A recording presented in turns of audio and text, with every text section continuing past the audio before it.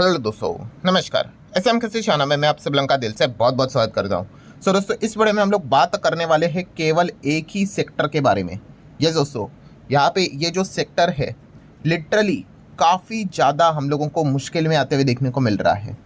Yes, बहुत ही ज़्यादा tough situation. और देखा गया तो फसाद की जड़ क्या है, मतलब ये जो सेक्टर है पूरा बिजनेस इंडस्ट्री है, वो सरकार से भी दरख्वास्त लगा रही कि भाई हमारी मदद करो, वरना तो भाई हालत ही ख़राब हो जाएगी।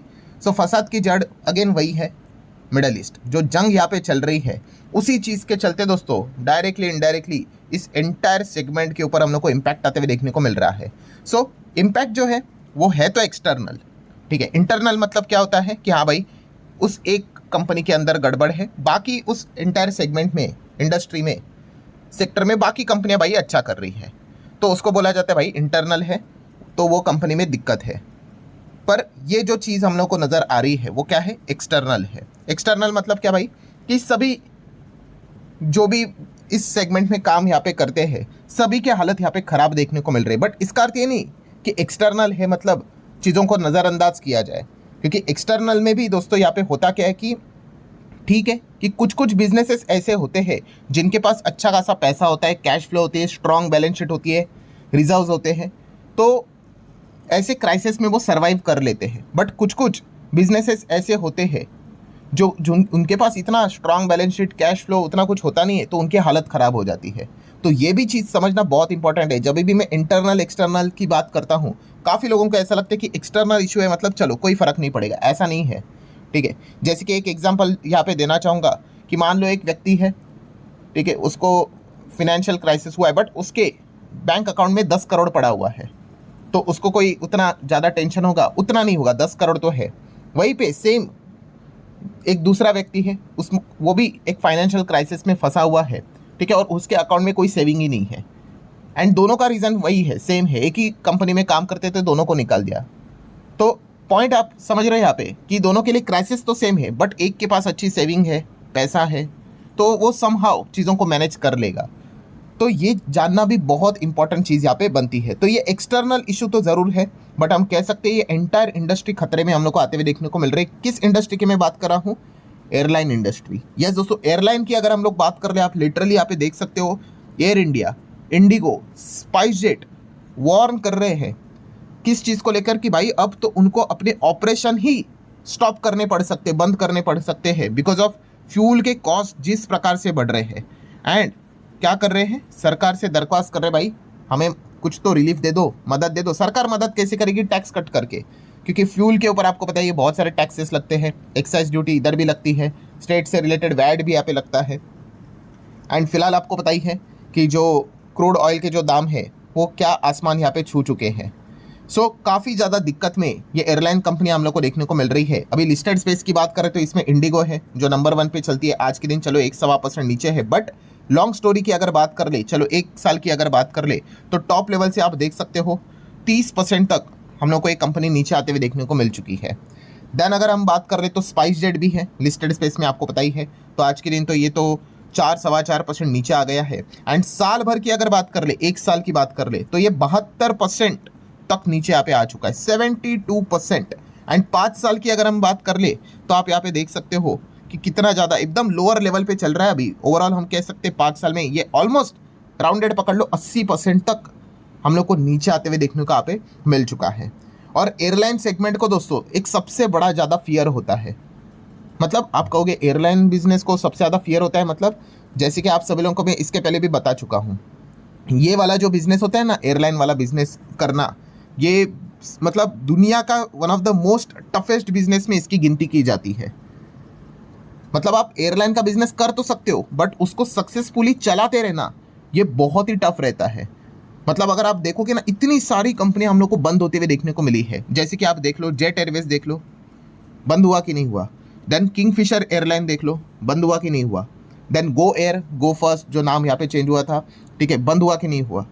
बहुत सारे आपको एग्जांपल मिलेंगे। एयर इंडिया की हालत देख लो, ठीक है, वो तो सरकार ही मतलब अंडरटेकिंग थी, फिर बाद में टाटा ने उसको ले लिया, तो इसीलिए चीज़ें मतलब ठीक है भाई, बड़ा ग्रुप चला रहा है, बट वहाँ पे भी हालत हम लोग को खराब ही देखने को मिल रही है। और भी ढूंढने जाओ तो आपको कोई ना कोई एयरलाइन मिल ही जाएगी कि इतने सारे एयरलाइन थे उनकी हालत हम लोग को ख़राब होते हुए देखने को यहाँ पे मिली है। एंड इनफैक्ट अगर हम लोग यहाँ पे बात कर ले, जो बिलियनियर है आप सभी लोगों को पता ही है, रिचर्ड ब्रैंसन की अगर हम लोग यहाँ पे बात करें, उन्होंने भी ये कोट एयरलाइन सेगमेंट के लिए यहाँ पे कहा था। क्या कहा था उन्होंने कि अगर आपको यहाँ पे मिलियनियर बनना है, ठीक है, तो आप एक काम कर लो, पहले आप बिलियनियर बन जाओ एंड उसके बाद एक एयरलाइन कंपनी यहाँ पे खरीद लेना या फिर ये बिजनेस स्टार्ट कर लेना।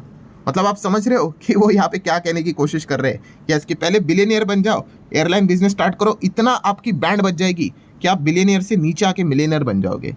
सो ये इतना टफ सेगमेंट हम लोग को देखने को मिल जाता है। एंड अभी अगर देखेंगे तो उसमें ये इस प्रकार की चीज़ें हम लोग को देखने को मिल रही है। तो इसलिए आप यहाँ पे देख सकते हो दोस्तों कि एंटायर जो इंडस्ट्री है, ठीक है, वो यही कह रही है कि भाई हमें मदद करो, वरना तो एक ही ऑप्शन बचता है भाई कि जो हवाई जहाज है उसको तो ज़मीन पे रखना पड़ेगा, ऑपरेशन स्टॉप करने पड़ेंगे। एंड अगर ऑपरेशन अगर स्टॉप कर दिया भाई, तो टॉप लाइन तो आपका गया ना, रेवेन्यू तो गया, ठीक है। आप क्या हवाई जहाज उड़ेगा ही नहीं तो फिर भाई पैसा किस बात का कमाओगे, टिकट क्या बेचोगे। सो ये एक टफ सिचुएशन हम लोग को क्रिएट होते हुए देखने को यहाँ पे मिली है। और इसके पीछे रीजंस क्या है, रीज़न अगर देखेंगे तो देखिए सबसे पहला पॉइंट तो वही है कि जो ATF रहता है, मतलब हवाई जहाज उड़ाने के लिए जो फ्यूल लगता है उसका कॉस्ट एकदम हायर लेवल पे जाते हुए देखने को यहाँ पे मिल रहा है।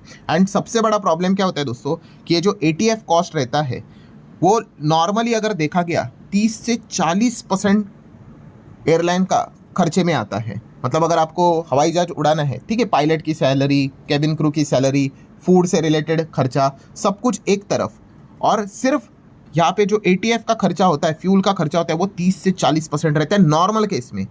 अभी करंट केस की अगर बात कर ले दोस्तों तो यही खर्चा ऑलमोस्ट डबल हो चुका है भाई, 30 का डबल 60% तक जाते हुए देखने को मिला है, 60%, एंड कोई रिलीफ नहीं मिला है। तो आप अंदाज़ा लगा लो कि यहाँ पे कि खर्चा डबल हो चुका है, तो ऑटोमेटिकली आपके मार्जिन्स, आपका प्रॉफिट तो भाई गया ना काम से।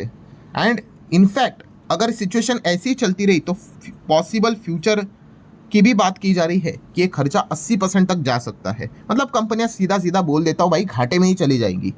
इतना खराब सिचुएशन हम लोग को एयरलाइन सेगमेंट का आते हुए देखने को मिल रहा है। मतलब अगर आप इस सेगमेंट को स्टडी करते हो तो ये चीज़ आपको ज़रूर पता है यहाँ पे होना चाहिए।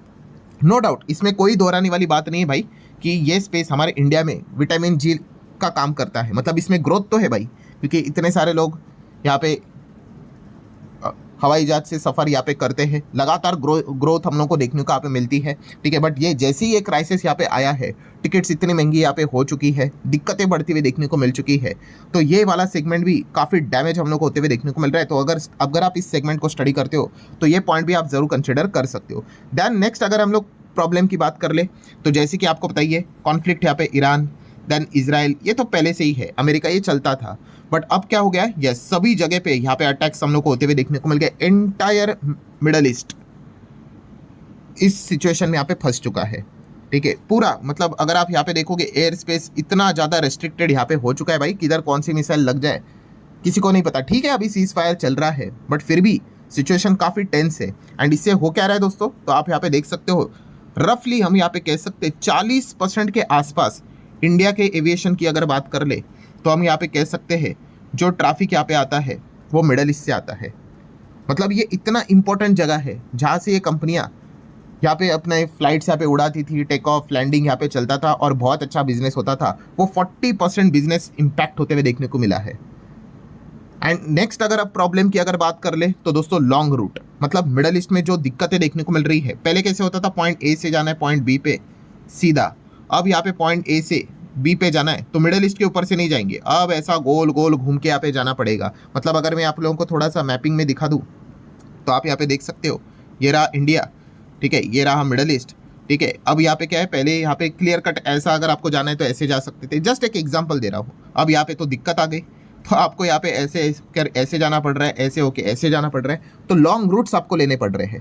पहले ही यहाँ पे जो फ्यूल का कॉस्ट है वो इतना बढ़ चुका है, ऊपर से और लॉन्ग रूट्स लोगे तो और ज़्यादा सेम डिस्टेंस कवर करने के लिए और एक्स्ट्रा आपको फ्यूल जलाना पड़ेगा। तो मतलब इतनी ज़्यादा मुसीबतें इस सेगमेंट में बैक टू बैक यहाँ पे आई हुई है। और इसी चीज़ के चलते आप देख सकते हैं इससे रिलेटेड जो काम करने वाली कंपनियाँ हैं वो परेशान हो चुकी हैं। एंड इसीलिए बॉटम लाइन क्या है, वो सरकार से दरख्वास्त कर रही है, रिक्वेस्ट कर रही है कि हमें यहाँ पे रिलीफ यहाँ पे प्रोवाइड किया जाए। अगर रिलीफ नहीं दोगे तो फिर हमारे पास एक ही ऑप्शन है कि जो हवाई जहाज है भाई उसको ज़मीन के ऊपर यहाँ पे ही लैंड करके यहाँ पे रख दो। सो देख लेते हैं सरकार इससे रिलेटेड क्या कोई रिलीफ देता है कि नहीं देता है, टैक्स कट होते हैं कि नहीं होते, सेंट्रल लेवल पे होते हैं कि नहीं, स्टेट लेवल पे होते हैं कि नहीं। तो ये सारी चीज़ें हम लोग को भविष्य में बताएगी कि ये जो सेगमेंट है वो किस दिशा में यहाँ पे जाने वाला है। और जैसे मैंने कहा दोस्तों कि जो बड़े एयरलाइंस है वो सम हाउ मैनेज कर लेंगी, बट जो छोटी छोटी एयरलाइंस है भाई उनके लिए तो काफ़ी मुश्किल रहने वाला है ऐसे खराब हॉस्टाइल एनवायरनमेंट में अपने ऑपरेशन को कंटिन्यू करने के लिए। सो ठीक है दोस्तों, आशा करता हूँ बहुत कुछ चीज़ें आपको सीखने को यहाँ पे मिली होगी। तो आप चाहो तो इस वीडियो को लाइक एंड शेयर यहाँ पे कर सकते हो। अब मिलते हैं नेक्स्ट वीडियो में, तब तक के लिए बाय बाय।